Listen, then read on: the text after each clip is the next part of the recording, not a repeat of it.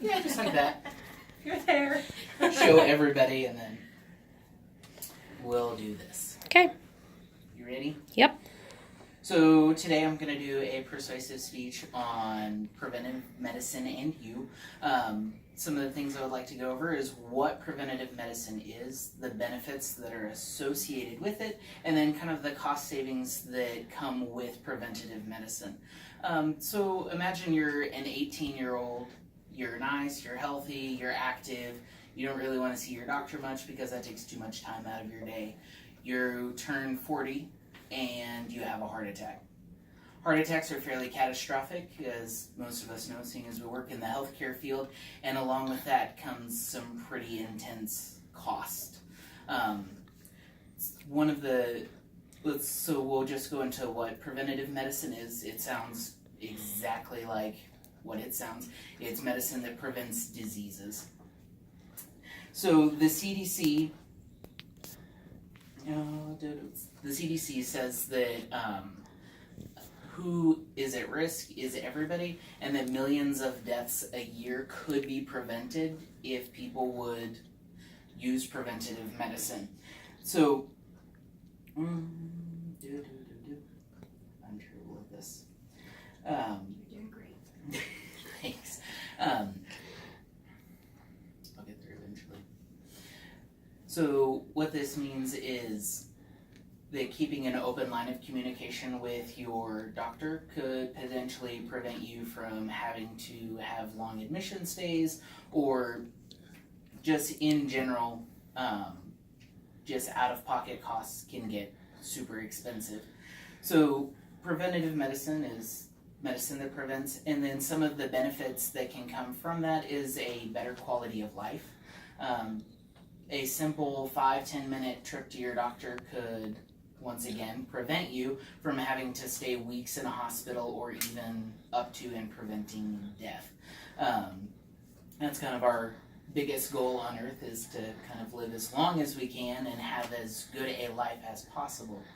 So now that we've talked about the benefits, the cost saving.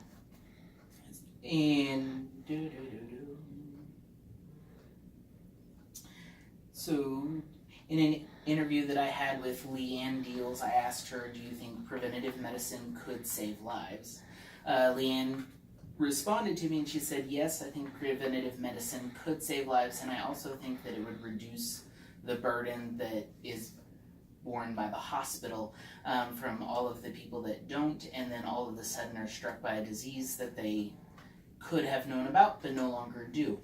So the government is also very invested in keeping costs down and getting people in to see their doctors.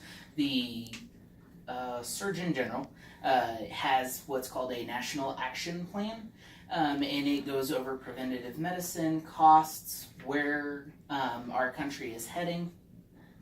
And some of the statistics that they've found are pretty staggering. They've noted that chronic diseases take up 75% of health spending in the United States, which is in the upwards of billions, I believe.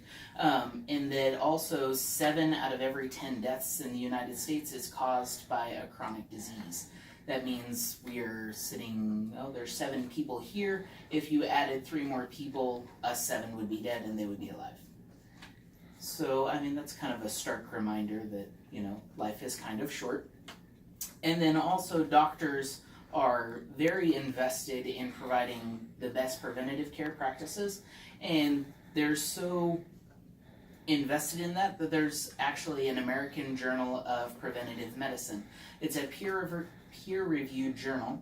It's a tongue twister, isn't it? That goes over the best possible practices, the newest technologies that are going in, just keep doctors up to date on how to keep people alive longer while trying to save them money and not having a catastrophic incident.